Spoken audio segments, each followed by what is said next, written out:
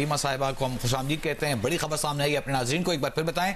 Justice Ejazul Ehsan जो अगले chief justice Pakistan बनने वाले थे, अब से सिर्फ 10 महीने बाद अपने ओहदे से इस्तीफा देकर चले गए। रीमा से ये सवाल भी कर लेते हैं कि जो करियर रहा है पूरा जस्टिस एजाजुल एहसन का, उसके बारे में वो क्या राय रखती हैं। रीमा जी बहुत शुक्रिया। मेरा ख्याल है किसी जज के बारे में बात करें, उनका टेन्योर कैसा रहा उसकी बात करें, तो उनकी जजमेंट, उनकी जूरिस्प्रूडेंस की बात जरूर करनी चाहिए। बहुत सी पॉलिटिकल कंट्रोवर्सीज तो रहती हैं, लेकिन जस्टिस एजाजुल एहसन की जूरिस्प्रूडेंस जो वो छोड़ के गए हैं वो मेरी नज़र में काफ़ी दिलचस्प है।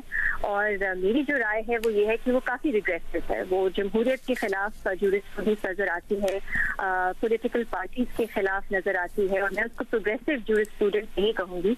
आप शुरुआत कर लें 2016-2017 जब डिस्क्वालिफिकेशन का सिलसिला शुरू हुआ, तो उन सब बेंचेस में जस्टिस एजाजुल एहसन का बहुत अहम रोल था। पैनामा का जो केस था उसके अंदर हमें मालूम ही है कि नवाज शरीफ को डिस्क्वालीफाई किया, जस्टिस एजाजुल एहसन उस बेंच का हिस्सा थे।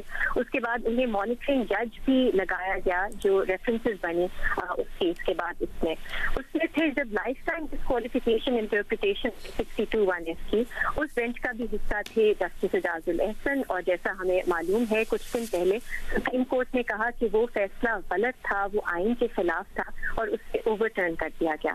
फिर एक और सुप्रीम कोर्ट की इंटरप्रिटेशन आई थी जो अगेन समझ नहीं आती, कानून में कहीं ये नहीं लिखा था, लेकिन सुप्रीम कोर्ट की एक बेंच ने, जिसमें जस्टिस एजाजुल एहसन भी बेंच का हिस्सा थे साकिब निसार साहब और जस्टिस बंदयाल के साथ, जिसमें उन्होंने कहा कि अगर आप डिस्क्वालिफाइड हैं तो फिर आप किसी पार्टी को हेड भी नहीं कर सकते, पार्टी हेड की जो जजमेंट थी। तो यहाँ से शुरू होती है ये जजमेंट, और सिलसिला जो है वो अब तक चलता आ रहा था। आप देखें जो सुप्रीम कोर्ट ने जब कहा कि डैम फंड, बल्कि ये भी एक उनकी बहुत दिलचस्प उनकी जूरिस्प्रूडेंस का हिस्सा है, जो एक्टिविज्म हमने देखा, जिसमें सुप्रीम कोर्ट ने अपनी जो ओरिजिनल जूरिस्डिक्शन 184(3) की है उसको इस तरह इंटरप्रेट किया कि समझा गया उन्होंने एग्जीक्यूटिव की जो डोमेन है उसमें इंक्लूड किया, और बहुत पॉपुलिस्ट किस्म की जूरिस्प्रूडेंस सामने आई, जिसमें डैम फंड कोर्स हम बात तो जस्टिस साकिब निसार की करते हैं, लेकिन उस बेंच का हिस्सा जस्टिस एजाजुल एहसन भी थे। इसके अलावा हमने देखा कि एक बहुत अजीबोगरीब सी जजमेंट आई थी सुप्रीम कोर्ट की, जिसमें कहा गया था सिर्फ चीफ जस्टिस हैं जो सुओ मोटो ले सकते हैं, कोई और जज सुप्रीम कोर्ट का सुओ मोटो नहीं ले सकता। ये तब फैसला आया था जब अब जो चीफ जस्टिस हैं काजी फाइज ईसा, उन्होंने एक सुओ मोटो नोटिस लिया था मीडिया कंप्लेंट्स के बारे में कि मीडिया पे जर्नलिस्ट के हकूक की खिलाफ वर्जी हो रही है। इस बेंच का भी हिस्सा थे जस्टिस एजाजुल एहसन। इसके अलावा जब वोट ऑफ नो कॉन्फिडेंस की जजमेंट आई, उसके बाद एक सिलसिला चला जिसके अंदर इंटरप्रिटेशन का मामला आया कि 63A किस तरह इंटरप्रेट किया जाएगा, क्या जो वोट्स हैं जो पार्टी लाइन के खिलाफ हैं उन्हें काउंट किया जाएगा या नहीं। उस बेंच का भी हिस्सा जिसने मेजॉरिटी ओपिनियन दिया कि पार्टी लाइन के खिलाफ जो वोट है वो काउंट नहीं किया जाएगा, वो कैंसिल हो जाएगा।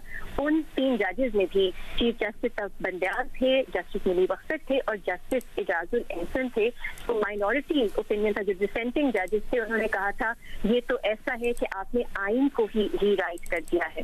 फिर हमने देखा एक और मरहला शुरू हुआ पिछले साल, जिसमें हुकूमत कुछ करती थी, पार्लियामेंट कानून साजी करती थी, उसको सस्पेंड कर दिया जाता था।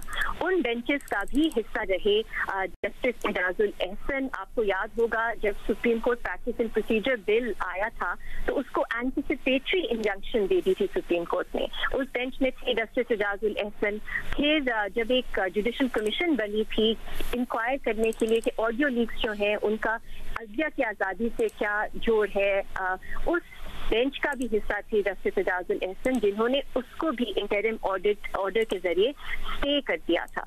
और फिर फाइनली हमने देखा कि जब नैब लॉ का केस आया सुप्रीम कोर्ट के सामने, बाद में वो उसमें भी जस्टिस एजाजुल एहसन ने नैब लॉ की जो अमेंडमेंट थी उसे स्ट्राइक डाउन कर दिया था, और उनके तब जस्टिस बंदयाल चीफ जस्टिस थे और जस्टिस मंसूर अली शाह ने एक बहुत दिलचस्प डिसेंट लिखा था।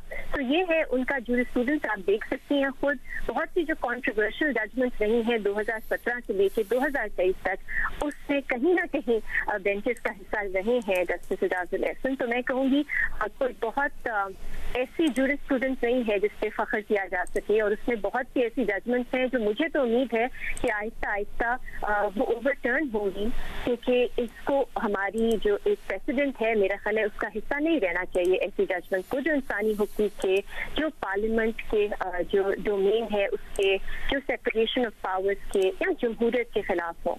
तो मेरी नजर में मैं तो इस तरह देखती हूँ उनकी जूरिस्प्रूडेंस को। अच्छा रीमा, ये आपने बात की है जस्टिस एजाजुल एहसन के बारे में। अब जस्टिस एजाज के इस्तीफे के बाद, काजी फाइज ईसा के बाद अगले चीफ जस्टिस मंसूर अली शाह साहब होंगे, तो उनके बारे में आप क्या कहेंगी? जस्टिस मंसूर अली शाह मेरा ख्याल है इस वक्त सुप्रीम कोर्ट में शायद सबसे एक ऐसे जज हैं जिनको कंट्रोवर्शियल नहीं समझा जाता। ये समझा जाता है कि वो रिफॉर्म के माइंडसेट से आते हैं। जब वो चीफ जस्टिस थे लाहौर हाई कोर्ट के, उन्होंने बहुत सी मुस्बत तब्दीलियाँ की थी, रिफॉर्म्स लाए थे प्रोसीजर्स में जो लाहौर हाई कोर्ट में थे। इसके अलावा सुप्रीम कोर्ट में भी अभी तक उनकी जो जूरिस्प्रूडेंस है जो सामने आई है वो बहुत प्रोग्रेसिव है, इंसानी हुकूक से को सपोर्ट करती है, उसको बल्कि बहुत ज़्यादा तरजीह देते हैं वो फंडामेंटल राइट्स को, जमहूरियत को तरजीह देते हैं अपने फैसलों में। बहुत वेल रेड जज हैं, और जैसे मैं रिफॉर्म्स की बात कर रही थी, अब जो सुप्रीम कोर्ट में जुडिशल अपॉइंटमेंट्स के पूरे जो रूल्स हैं उसमें तब्दीली आ रही है, उसकी जो कमेटी थी उसको भी हेड कर रहे थे।